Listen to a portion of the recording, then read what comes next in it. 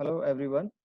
In the sequence of lectures of the CBPAC students, we are in the previous class was discussing about uh, acute otitis media, acute otitis media, and we have discussed some initial uh, appearance of tympanic membrane changes in case of acute otitis media. For the sake of some revision, I will revise one or two topics in acute otitis media. Let me expand it first. Let me expand it, and I will take a pen now. So this is a um, already discussed in the previous class that acute otitis media goes through a sequence of changes in the middle ear and the tympanic membrane. Actually, every change of the middle ear is directly related to change in the tympanic membrane, because the innermost layer of the tympanic membrane, that is the mucosal layer, is nothing but the continuation of the middle ear mucosa. So every change in the middle ear, or every inflammatory sequence in the middle ear, is going to change in the appearance of the tympanic membrane itself. So you can say that extrapolation of middle ear disorders on tympanic membrane is inevitable, or in other words, there is a popular dictum in otology that a normal or a healthy tympanic membrane rules out every middle ear pathology, barring some like otosclerosis, in which the tympanic membrane uh, can be in normal parameters as far as appearance is concerned. So already discussed that. So we have got two conditions of the tympanic membrane, in which one of the condition in which the tympanic membrane bulge outside. This is called as bulging, and the most important one is when the tympanic membrane medializes, which is called as retraction. So we have got various grades of the retraction, starting from when the tympanic membrane plasters to or stick to the handle of the malleus, it becomes prominent, and when it becomes prominent, it elongates in the appearance. This is grade 1. In grade 2, the tympanic membrane plasters on the long process, the incus, and in the extreme grade of the retraction of the tympanic membrane, the tympanic membrane adheres to, or it sticks to, or it plasters on the medial wall of the middle ear, which or rather on the promontory, you can say. So this is a otoscopic picture. We have already discussed that there is an invasion of the bacteria in the tympanic cavity, and the all features of inflammatory sequence like rubor, dollar, calor, and punctulatia are present. The whole of the middle ear mucosa becomes angry in the sense is hyperemic. There is dilation of blood vessels. There are release of inflammatory mediators, predominantly interleukins and cytokines and thromboxane A, which leads to dilation of these blood vessels, and these dilation of the blood vessels leads to exudation. Highly proteinaceous plasma comes out of the blood vessels, and subsequently there's appearance of these three common bacteria, and then the whole of the middle ear is filled with a purulent discharge, and subsequently when the central part of the tympanic membrane gives away or follows necrosis, the central part of the tympanic membrane got a perforation, and whole of the middle ear inflammatory contents are drained into the canal.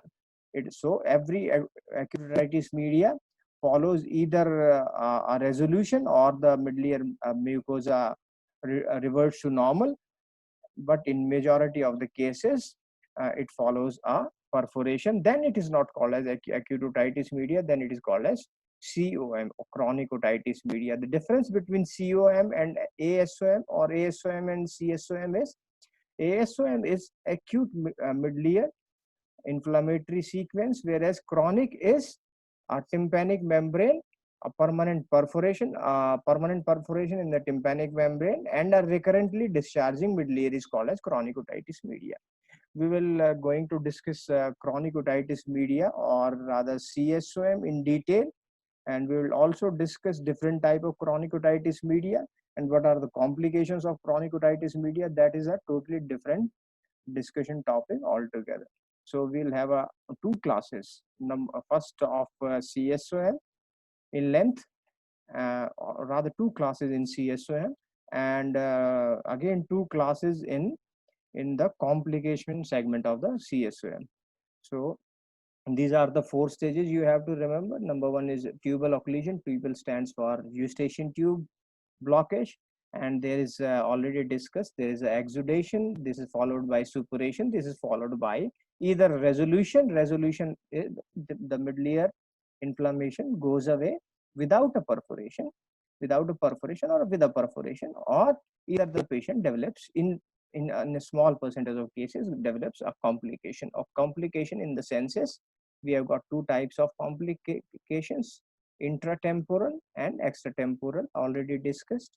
Extratemporal, intratemporal are facial nerve palsy, petrositis, labyrinthitis, and the most common is mastoiditis. Extratemporal is rather also called as intracranial. So when the inflammation from the roof of the middle ear or the mastoid ear cells disseminates into or spreads into the brain cavity, outside the brain cavity, then it is called extradural, and when it enters into the brain cavity, then it is called intradural abscess, or a brain proper abscess. We will discuss in the complication segment of the chronic otitis media as a different topic. So these are again the sequence of events, so already discussed this. So this is a otoscopic finding or autoendoscopic finding. When the tympanic membrane is absolutely congested, you can see there is a cartwheeling. Cartwheeling is circumferential radiating blood vessels. Appearance of the tympanic membrane is called as cartwheel. Cartwheel is a suggestive of the middle ear mucosa is hyperemic, congested, and the middle ear is filled with inflammatory exudates. So every middle ear mucosal transformation or response is going to extrapolate on the appearance of the tympanic membrane, or as I've already said, a normal looking tympanic membrane rules out any middle ear pathology, which is a very important dictum in otology. So these are some changes. There is no cone of light, obviously. When there is bulging, there will be no cone of light. And when there is a suppuration phase, suppuration, when the sterile exudation,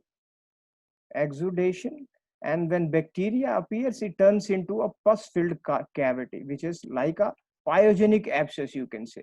And the pus increases, tympanic membrane is compressed, and in the central part becomes ischemic, follows a necrotic phase, and then follows a perforation. Then the necrosis phase.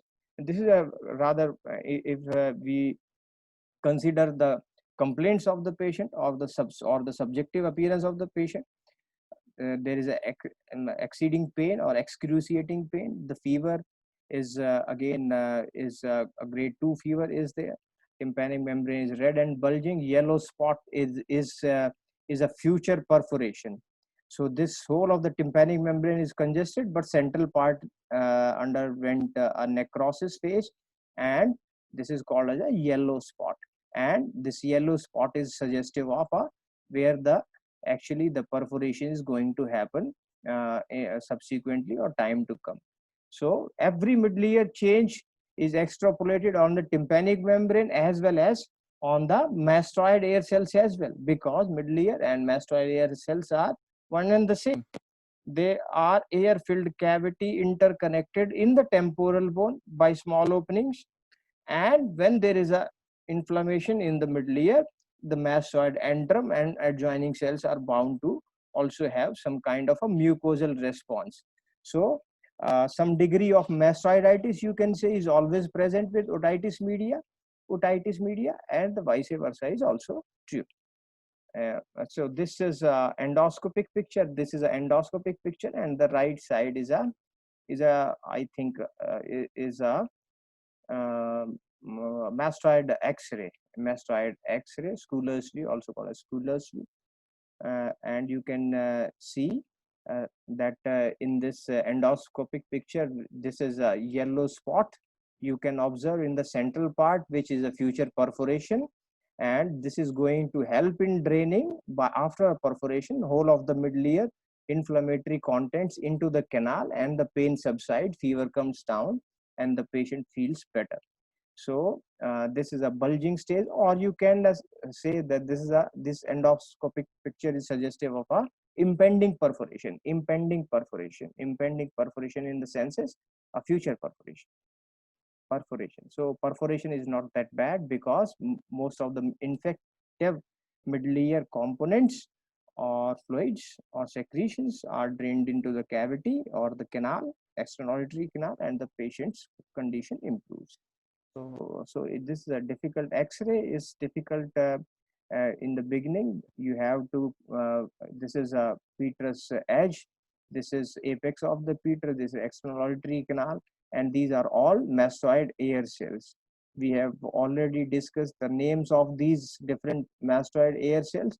So there is whitening in the senses when there is an inflammatory sequence, and there is a collection of thick inflammatory exudates into the mastoid antrum and the adjoining air cells as well. So the ventilated, which appears in a black in an X-ray, turns into a white cavity. This is called as a opacification.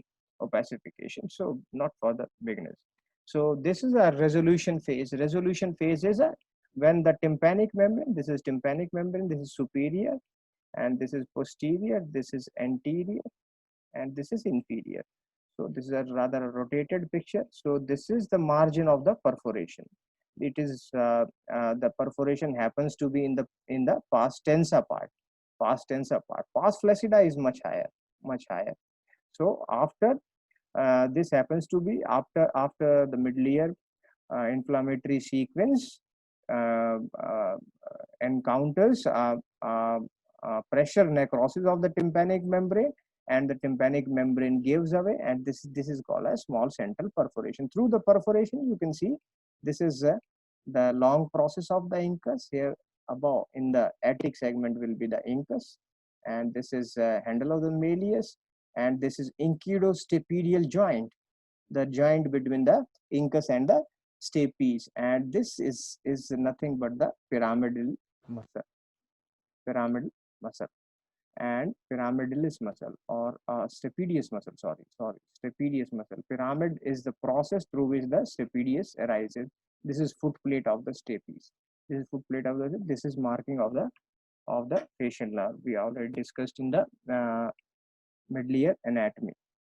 So you can see that the tympanic membrane perforates or ruptures, releases pus, symptoms subside, resolution starts, and early antibiotic resolution. There is the tympanic membrane subsides, and there will be no perforation. So administration of early antibiotics in case of a bacterial inflammation of or acute otitis media is paramount of importance. So signs are some, you can see a blood mixed discharge in the cavity, and you can even see a mucopurulent discharge which comes out from a middle ear. So mucoid discharge is nothing but a discharge from the middle ear, because the goblet cells or mucus secreting cells are only present in the middle ear. So a mucoid discharge, if you encounter in a canal, you can straight away say that the patient is having a tympanic membrane perforation, because the origin of the mucoid discharge is middle ear, not the canal. Canal can give a purulent discharge. Middle ear will always give a mucopurulent or a mucoid discharge. Mucoid in the senses which is not supplemented by a secondary bacterial infection. So you can have, especially in pediatric population, because there is a small cavity and the bone is thin, and the facial nerve is dehiscent. There is the chances of complication are much higher in pediatric population. So acute two complications, like one is mastoiditis, which is very, very common, or you can say some degree of mastoiditis will always present with otitis media. So depending upon the virulency of the organism and the immunity of the patient, the patient complicates or do not complicate or may not complicate. So the most common complication is acute otitis, acute mastoiditis, sorry, acute mastoiditis. What is acute mastoiditis? Acute mastoiditis is acute inflammatory sequence of mastoid antrum and adjoining cells, like a acute otitis media. So we will take this topic acute mastoiditis in detail in complication of CSM, not here. So like a subperiosteal abscess, when this acute mastoiditis, all the cells are filled with thick purulent discharge, then whole of the cavity, the tympanic, this temporal bone air cells converts into a single large pus filled cavity, and this cavity perforates the bone, the superficial part of the bone, and appears underneath the soft tissue. Then it is called a subperiosteal abscess, And facial palsy or a paralysis or a paresis is because the facial nerve is exposed at some part in the middle ear.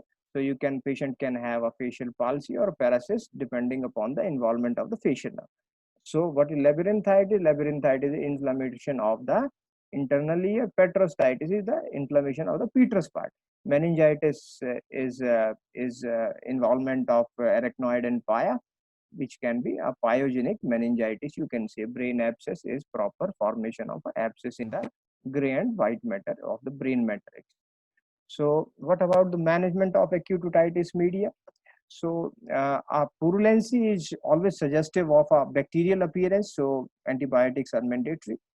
So apart from that, the use of steroids and many other drugs are debatable, but the efficacy of the empirical efficacy of antibiotics are well established in case of acute otitis media, as it brings down the whole the timeline of this acute otitis media. It shrinks the timeline of the acute otitis media and also reduces the chances of perforation of the tympanic membrane subsequently. So systemic antibiotic, the most commonly prescribed antibiotic is amoxicillin plus clavulanic acid or Moxclav. Moxclav adult dose, as you know, is 625 mg into BD throughout the globe. Throughout the globe, this is the most recommended dose and the most commonly prescribed antibiotic in case of acute otitis media, because the three most common bacteria, as in the previous slide, are mostly gram positive, and this group will behave well with gram positive one. So this clavulanic acid is beta lactamase inhibitor. So oral toileting, you have to clean the ear with earbuds. You can make in the clinic or in the market. They are also available. So you have to clean the cavity in order to reduce the bacterial load and inflammatory products which are already in the canal, in order to look actually into the canal also.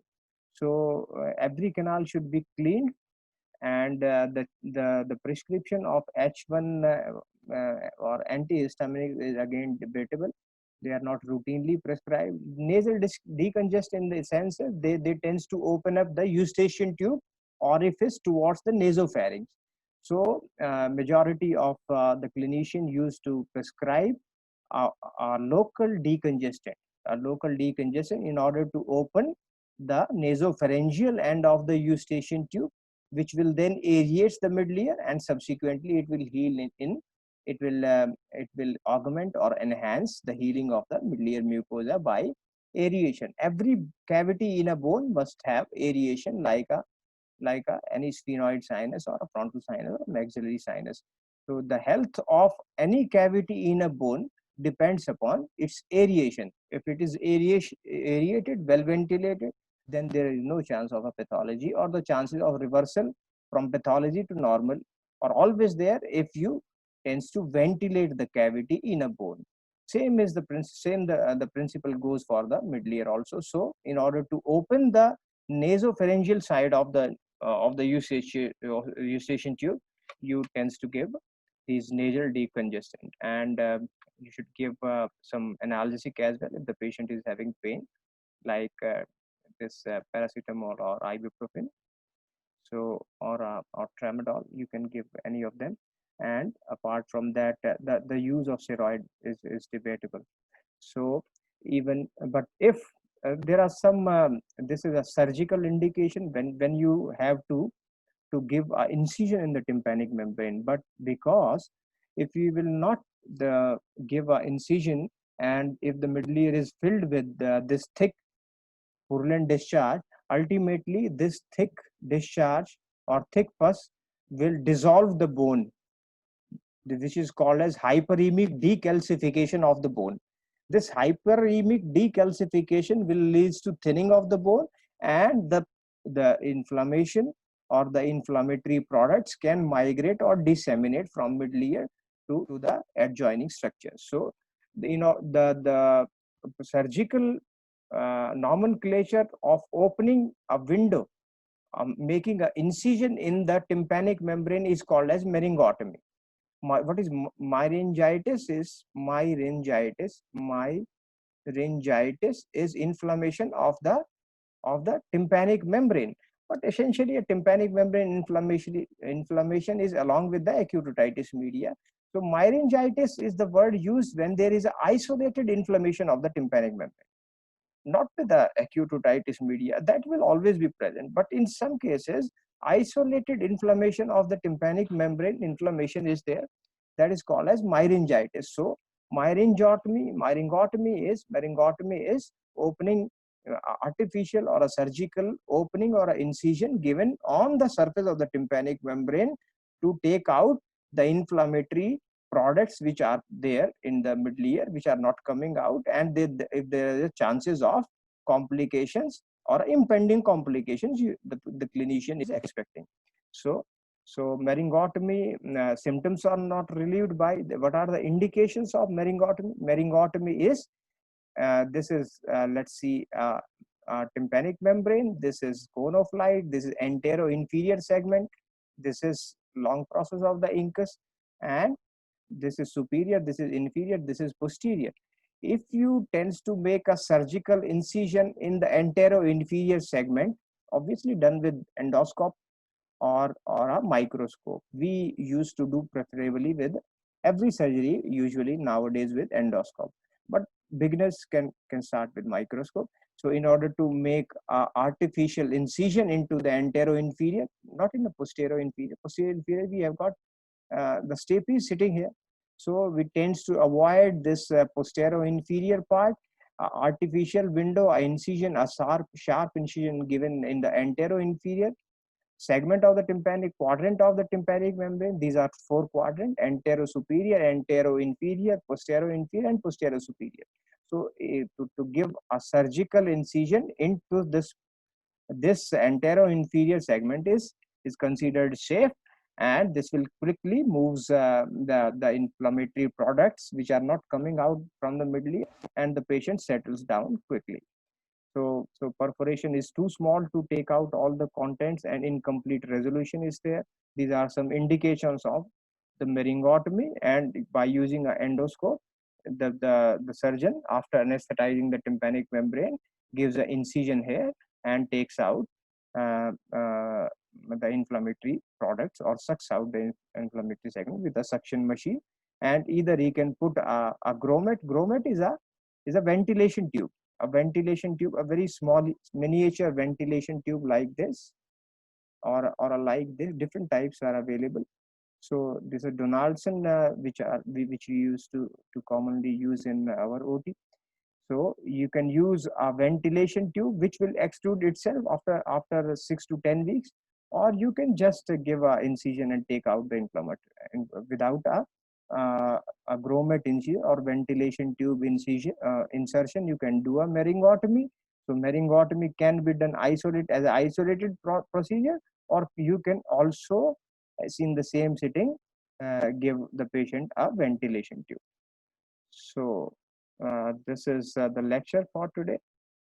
Thank you very much for your patient listening. Thank you very much.